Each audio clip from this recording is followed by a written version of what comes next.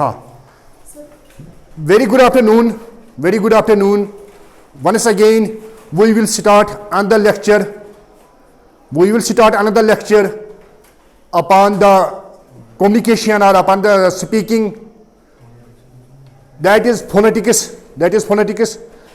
And it is known to you that I already told you that we express our views, we express our thoughts. That the languages, I already told you that in the world there are so many languages, thousands of the languages. And it is known to you that it is only the humans who can speak so many languages. Other animals, they speak the fixed language. They didn't use so many languages. We humans, we acquire the language according to our environment, according to our circumstances. For example, we are born in Kashmir and we speak Kashmiri. If we have been born in London, we have been speaking at this time English. We get the language according to our environment. Is it clear to you? We have not inborn language. Other animals, they have inborn language. For example, you may have seen the cow of London, or the cow of the Arab. This uses the same sound, ta. No difference, no difference. Is it clear to you? And these animals, they use fixed sound. They didn't use like us so many sounds. We use so many sounds. As I already told you once again, that these animals, if, for example, we will take once again the example of cow. If she feels hunger, she uses the same sound, ta. If we will take her calf away from her, she uses the same sound. Is it clear to you? Yani they have fixed sounds and they have the language in border. Is it clear to you? Is it clear to you? We humans, we acquire the language in our vicinity, in our environment. On the basis of this, there are thousands of the languages. Here we have to deal with the English, and you have to remember that I already told you that all the languages have 4 characters or 4 features. That I already explained to you. That is number 1. Yes, number 1, speaking. Speaking is the first of all, we speak something. When we speak, then we listen that. Number 2 is listening. Number 3 is writing. Number 4 is then we read that. These are SLWR, these are 4 characters or 4 features of all the languages. I already told you that here for speaking and listening, we use the sounds. We use the sounds. And here we use letters of alphabet. This is not our topic these days topic. Our topic is speaking and listening. That is, with the help of speaking, we make our communication. We make our communication. What is meant by communication? Very good. Yani with the help of communication, we express our thoughts, we express our feelings, we express our ideas, we express our emotions, we express our feelings. Is it clear to you? Is it clear to you? But for this communication, we need at least 2 persons. We need at least 2 persons. That is number 1, speaker. He has to speak something. And number, or we can say sender, who sends the message. And then other listener or the receiver. Listener listens the whatever has been spoken by him, or he receives that message, but only they will be able to communicate.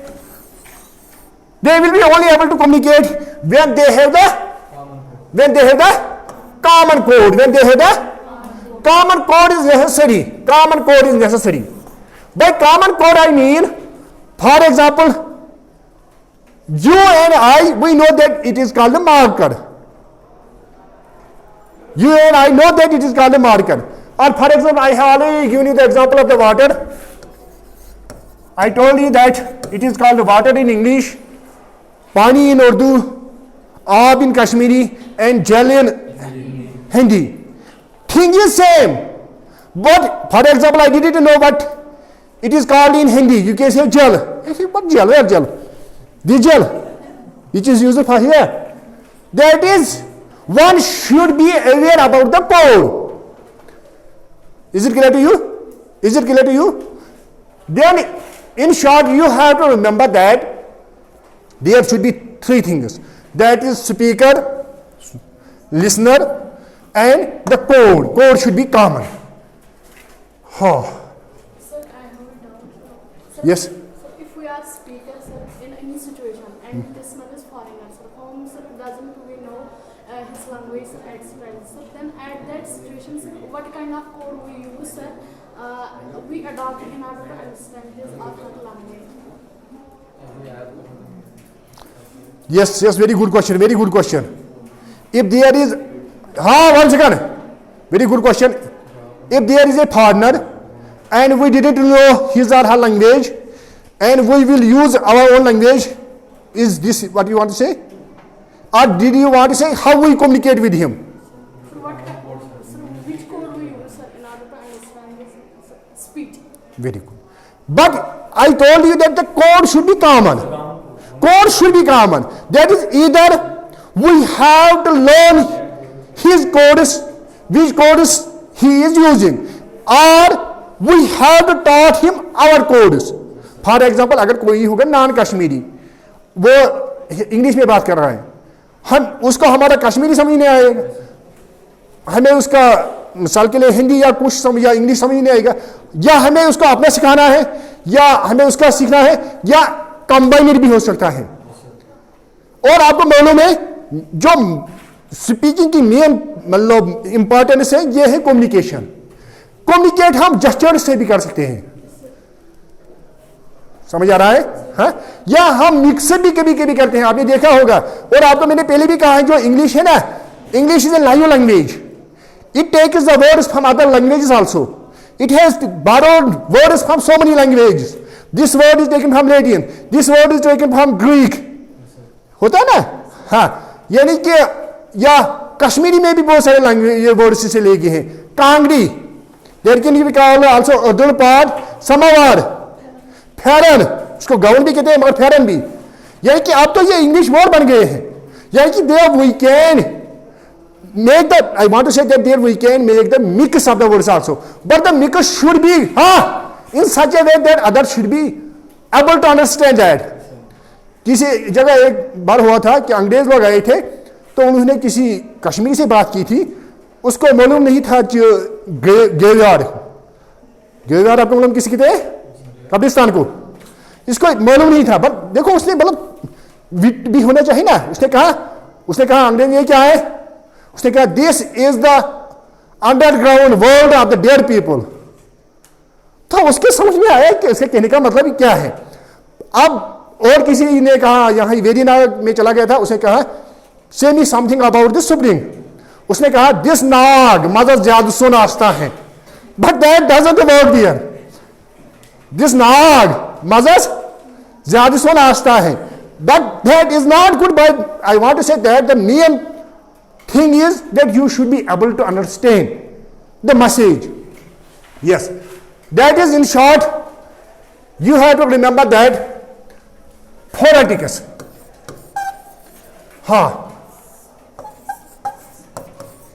Phonetics.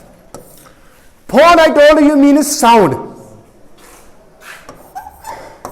and tics is known to you, it means steady. That is, phonetics is the scientific study of the way speech sounds are produced. Phonetics is the scientific study, यानी कि वही study how we produce the sounds. जैसे कि आपको मैंने पहले ही कहा है, मिसाल के लिए मैंने कहा जब हम प साउंड प मैंने आपकी सेफ्टी के लिए आज मास्क रखी है। एक्चुअली मुझे लगा है कि मुझे खुद ही जुकाम है तो मैंने सोचा आप तो कम से कम अगर मैं शिकार हो तो आपको नहीं होने देंगे, वरना हाँ, यानी कि मेरे कहने का मतलब यह है जब हम प साउंड प पापा टूलिपस इन टच, हाँ, यानी कि आपको याद रखना है ये क्या है phonetics. Phonetics is scientific study of the way speech sounds are produced, यानी कि how we produce the speech sounds, we make their scientific analysis. Is it clear to you? Is it clear to you? हाँ, and phonetics has so many types. Number one is one type क्या, हाँ, transcription. Another one is transcription. One is phoneticus, another one is transcription. Transcription. Transcription क्या है? The process of representing, the process, आप तो लिख भी सकेंगे, the process of representing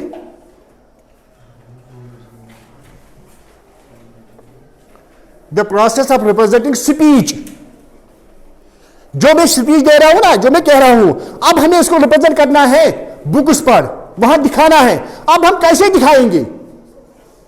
समझ आ रहा है? मैंने कुछ कहा है, अब आपको मतलब एक तो अल्फाबेट्स होते हैं, मगर अल्फाबेट्स आपको मैंने पहले ही कहा है वो 26 ही है, साउंड्स 44 है। अब इन 44 साउंड्स को हमें रिप्रेजेंट करना है, उसके लिए हम ट्रांसक्रिप्शन इस्तेमाल करते हैं। समझ आ रहा है? Transcription the process of representing speech. अब हम रिप्रेजेंट कैसे करेंगे? आप जैसे चाहेंगे ऐसे नहीं। समझ आ रहा है? हाँ, representing speech using international phonetic alphabet. शायद आपको ये ऑब्जेक्टिव भी था एग्जाम में, आईपीए शायद था नहीं, आप किसी को था? हाँ, आईपीए इंटरनेशनल फोनेटिक अल्फाबेट। हम इंटरनेशनल फोनेटिक अल्फाबेट जो है उनकी सैम्पल्स उन्होंने कहा है, दिखाए हमें कि सैम्पल्स कैसे हम इनको रिप्रेजेंट करते हैं। इंटरनेशनल फोनेटिक सैम्पल, हाँ, मिसाल के लिए मैंने आपको कहा है कि बहुत सारे जो क्या कहते हैं इनको साउंड्स वो अल्फाबेट से मिलते हैं, मगर बहुत सारे अल्फाबेट से नहीं मिलते हैं। समझ आ रहा है? मिसाल के लिए मैंने कहा है वो तो, बो, तो, दो, को, गो, मगर मैंने आपको पहले ही कहा है कि इनको क्या करना है? स्लॉन लाइन्स में रखना है, तब हम इनको साउंड्स कहेंगे। अगर हम ऐसा रखेंगे तो तब ये अल्फाबेट है, और हमें ये ऐसे ही रिप्रेजेंट करना है। जो मैंने भी कहा है कि रिप्रेजेंटेशन हम ऐसे नहीं लिख सकेंगे, हम ऐसे नहीं लिख सकेंगे, हम ऐसे नहीं लिख सकेंगे, हम ऐसे नहीं लिख सकेंगे। Can you got me?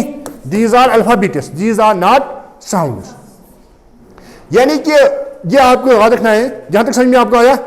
Actually जो हमारा मेन टॉपिक इस वक्त है वो है सिट्रस, क्योंकि मैंने ऑलरेडी आपको ये पढ़ाया था, फिर भी मैं आपको वो फिर से पढ़ाऊंगा, वो कोई बात नहीं है। उस 1 सेकंड और कोई पॉइंट में देखूंगा। हाँ हाँ, सिलेबल सिलेबल सिलेबल, हाँ, एक्चुअली मैंने सिलेबल पढ़ी। हाँ, सिलेबल क्या होता है आपको याद रखना है। सिलेबल जैसे वहां हम क्या करते हैं, जब हम लेटर्स ऑफ अल्फाबेट्स को कंबाइन करते हैं राइटिंग में, वहां क्या फिर हमें मिलता है? Word word word. यहां जब हम साउंड्स को कंबाइन करते हैं, फोनीम्स, साउंड्स तो फोनीम्स को कहते हैं।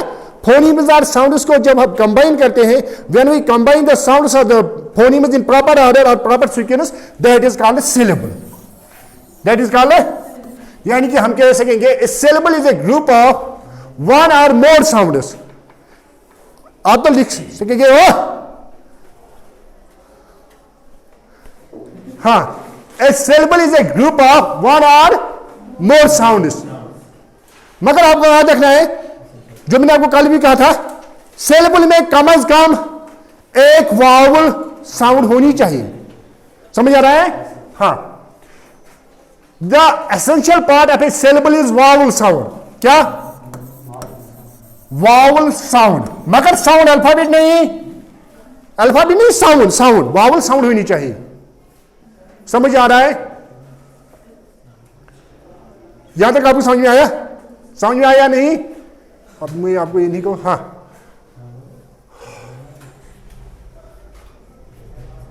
अब है सिलेबल, आप लिखो सिलेबलिक कॉन्सोनेंट, सिलेबलिक कॉन्सोनेंट, ये फिर आपको काम आएगा। सिलेबलिक consonant, सिलेबलिक consonant,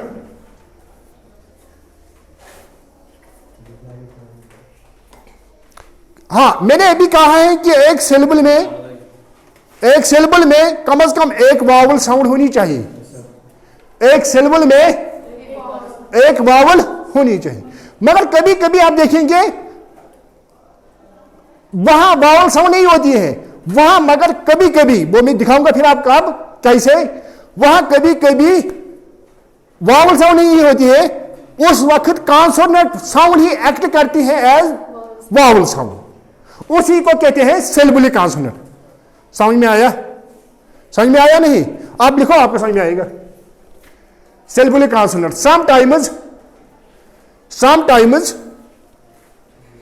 consonants function as, sometimes consonants, और आपको याद रखना है जो ये क्या कहते हैं वावल होता है, ये एज ए न्यूक्लियस, ये एज ए न्यूक्लियस काम करता है। न्यूक्लियस यानी कि इंपॉर्टेंट, आपको मालूम है कि न्यूक्लियस इंपॉर्टेंट होता है। Sometimes consonant function as the nucleus, the nucleus यानी कि इंपॉर्टेंट है, nucleus of a syllable in place of a vowel. तो उस वक्त इसको हम क्या कहते हैं? कॉन्सोनेंट। ये याद रखना है, सिलेबलिक consonant.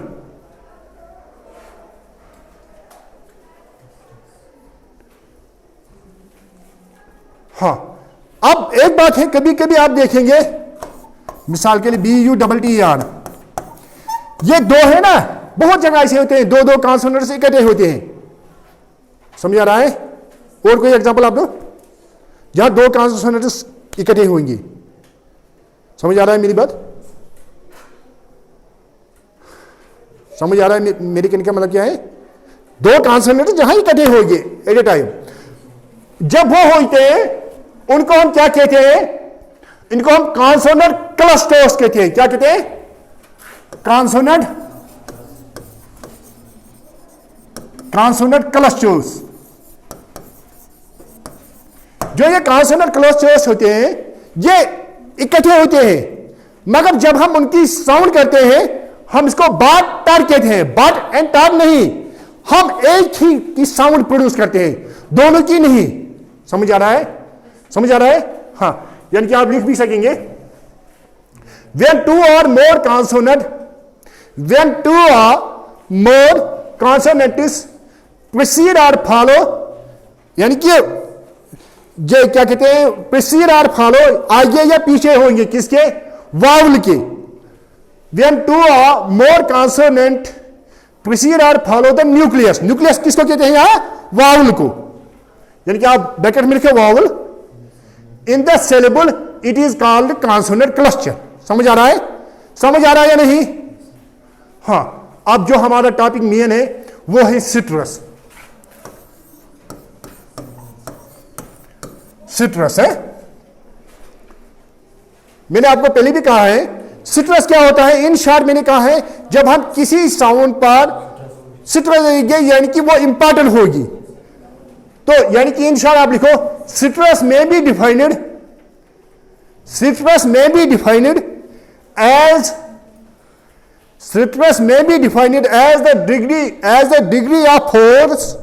as the degree of force with which a syllable is produced, यानी कि किस फोर्स से मैं किसी सिलेबल को प्रोड्यूस करूंगा।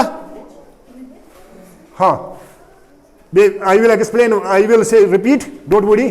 मैंने कहा है stress may be defined as the degree of force with which a syllable is produced, यानी कि किस लहजे में या कितने ताकत में या कितने जोर से हम किसी सिलेबल को प्रोड्यूस करेंगे। जैसे मैंने आपको कल कहा फॉर एग्जाम्पल टीचर, या मैंने आपको वो एग्जाम्पल आपको दिए, समझ आ रहा है यहाँ तक आपको समझ आया? हाँ, फिर आपको याद रखना है जो सिलेबल्स होते हैं, मैंने आपको कल भी कहा है, ये मानो सिलेबलिक होते हैं, बाई सिलेबलिक होते हैं, ट्राई सिलेबलिक होते हैं और पॉली सिलेबलिक होते हैं। मानो मीनिंग जिसमें एक ही सिलेबल होगा। मिसाल के लिए मानो बाई, अब हम लिखो पाल, हाँ, यानी कि इसको बाई में डाई भी होते, डाई भी हम लिख सकेंगे, डाई, हाँ, डाई भी टू है, बाई भी टू है ना? हाँ, जो ये सिलेबल होते हैं, अगर एक ही सिलेबल, मिसाल के लिए पेन, मिसाल के लिए बुक, इन शॉर्ट आपको ऐसे याद रखना है। एक्चुअली अगर हम डेफिनेशन देखेंगे अकॉर्डिंग टू दिस, फिर आपको याद रखना है कि उसमें कम से कम एक सिलेबल में कम से कम एक वावल साउंड होनी चाहिए। तभी वावल साउंड नहीं होती है, उस वक्त कॉन्सोनेंट ही एक्ट करता है एज वावल। वो मैं दिखाऊंगा आपको कब। समझ आ रहा है? यहां तक समझ में आया? हाँ, फिर मैंने कहा है कि जो ये सिलेबल्स है, ये मानो भी हो सकता है, मिसाल के लिए पेन है, बुक है, ये बाई भी हो सकता है, डाई, टीचर, मार्कर। यानी कि जब हम कोई साउंड प्रोड्यूस करते हैं, या हम मतलब एक ही लहर, मतलब जब हम हवा इनहेल करते हैं एक ही वक्त इनको हम कहेंगे, तो उस वक्त मानो उसमें एक ही सिलेबल होगा। बाई जब हम दो पार्ट्स में इसको डिवाइड करेंगे, पहले एक पार्ट फिर दूसरा पार्ट, समझ आ रहा है? इसको बाई या डाई कहते हैं। मिसाल एग्जामिनेशन, कितने में हमने इसको किया है? एग्जामिनेशन। अब आप कहेंगे सर बात यह है, मैंने आपको पहले ही कहा है कि हमें वावल साउंड देखनी है, लेटर्स अल्फाबेट नहीं। सर हमें तो याद नहीं रहे वो वावल साउंड जो आपने दिखाए हैं, क्या वो ए। सर हम क्या करेंगे? कोई बात नहीं, मैं फिर से आपको पढ़ाऊंगा, मगर फिर भी यहां आपको मैं एक ट्रिक कहूंगा। वो ट्रिक है वो रूल, वो एग्जामिनेशन पास करने के लिए ट्रिक है। मेरे कहने का मतलब ये, जब हम एक जो ये इंग्लिश है, आपको याद रखना है, जो इंग्लिश है रिदमिक है, यहां रिदम होता है। मिसाल के लिए रिदम में क्या होता है, आपने पोइट्री में पढ़ा होगा ना, रिदम एंड राइम आपने पढ़ा होगा, जब सेम साउंड्स होंगे। मिसाल के लिए टाटा शक्ति टीन, पेटन कोता sheen, teen and sheen, same sounds, ये होता है रिदम। और एक होता है राइम। राइम का माने यही है, कोई साउंड जोर से, कोई साउंड स्लो। जब आप गाना गाते हो ना, मिसाल के लिए आपने कोई साउंड पहले आपने जोर से कही, ये वाली सिट्रस, जो आपने मैंने भी कहा है, फिर स्लो, फिर मिसाल के लिए आपने सिट्रस, फिर स्लो। ये जरूरी नहीं है आप ऐसे करेंगे, आप ऐसे भी कर सकेंगे, स्लो स्लो स्लो 5-6 बार, सिट्रस सिट्रस सिट्रस। मगर इसका कोई पैटर्न होता है, किसी पैटर्न में सिट्रस अनसिट्रस, सिट्रस अनसिट्रस, यानी कि जोर से काम, जोर से काम, जोर जोर जोर, कम कम कम। समझ आ रहा है? रिदम जब हम गाना गाते हैं या जब पोइट्री में, इसी तरह जो ये इंग्लिश लैंग्वेज है, ये भी मतलब सिट्रस भी, ये क्या कहते हैं, रिदमिक होती है। अब मेरे कहने का मतलब ये है trick, how you can divide the words into syllables. अगर आपको याद नहीं है, एक्चुअली जब आपको सिलेबल देखना है, उसके लिए पहले आपको ट्रांसक्रिप्शन करनी है, यानी कि फोनेटिक्स में चेंज करना है वर्ड को। वहां देखना है कि उसमें कितने वावल्स हैं। जब आप देखेंगे उसमें कितने वावल्स हैं, फिर आप उसको डिवाइड कर सकेंगे। फिर आपको वो मतलब पहले वहां भी आपको न्यूक्लियस बनाना है कि किस जगह अब हम कैसे डिवाइड करेंगे। हम टीचर पढ़ेंगे, टीचर पढ़ेंगे, मिसाल के लिए टीचर। अब हम इसके दो हैं, टीचर। अब हम ऐसे पढ़ेंगे टीचर या टीचर पढ़ेंगे, उसके लिए भी हमें रूल है। अब मैंने कहा कि अब अगर आप examination of point of view से देखेंगे, अगर आपको एग्जामिनेशन में ये ट्रिक है, ये रूल नहीं है। जब हम साउंड इनहेल करते हैं, जब हम ऐसे करेंगे ना, ऐसे जितने टाइम में हम ऐसे करते हैं ना, जितने टाइम में हम ऐसे करते हैं, उतने टाइम में हम हवा इनहेल करते हैं। समझ आ रहा है? जब हम ऐसे करेंगे, मिसाल के लिए पेन बुक टीचर। अब कोई करेगा आपने पेन, आप कहेंगे सर उसके दो है। आप कहेंगे कोई टीचर, वो कहेंगे सर उसमें एक ही है मदर, सर उसमें एक ही है ना मदर, मगर मैंने पहले कहा है ये क्या है, ये ट्रिक है। समझ आ रहा है, समझ आ रहा है, समझ में आया नहीं? तो फिर मैंने आपको कहा है वो यानी कि अब रूल्स हैं जो ये सिट्रस, मैंने आपको कहा है कि इसमें नंबर 1 होता है वर्ड सिट्रस होता है, नंबर 1 वर्ड सिट्रस, नंबर 2 होता है sentence citrus, sentence citrus, number 3 होता है पैराग्राफ सिट्रस। यहां तक समझ में आया? ये 3 सिट्रस है, ये हमें पढ़ने हैं, उसके अपने अपने रूल्स होते हैं, तो वो रूल्स में आपको पढ़ाऊंगा आपको। यानी कि सिट्रस हम कहेंगे इसके 3 किस्म हैं, समझ आ रहा है? Number 1 word citrus, number 2 sentence citrus, number 3 paragraph citrus. तो मैंने आपको कहा है कि सिट्रस का माने है लाउडनेस ऑफ द साउंड, हम कितने जोर से कहेंगे। मगर ये जो लाउड साउंड कहनी है, ये जो आप चाहेंगे वो नहीं, कि हमें देखना है कि इंपॉर्टेंट साउंड कौन है, कौन हमें मतलब प्रोमिनेंट है। जैसे मैंने आपको कल भी वो एग्जांपल दी थी, आप और कोई देंगे इस वक्त। मैंने कहा कि कोई किसी को मतलब वो किसी ने गोट पकड़ी थी, जब उसने गोट पकड़ी थी, आपने वो नहीं कहोगे किसने, है तो उसने जब गोट पकड़ी थी वो बाहर कह रहा था है किसी को anybody have lost, anybody have lost, अंदर वो क्या कह रहा था, गोट शीप, यानी कि मेन मैसेज वहां क्या थी, गोट और शीप। अगर वो इतनी कहता गोट शीप, तो जिसको मतलब लास्ट हुई होगी, है ना। मगर यानी कि मेरे कहने का मतलब यही है कि हमें देखना है कि किस पर हम स्ट्रेस देंगे, उसके लिए पर्टिकुलर रूल्स हैं और रूल्स को हमें फॉलो करना है। तो I think that it is sufficient today, but once again अगर आपको समझ में नहीं आया है तो आप हैं कहेंगे फीडबैक, यानी कि आप कमेंट भी लिख सकेंगे। आप ये क्या कहते हैं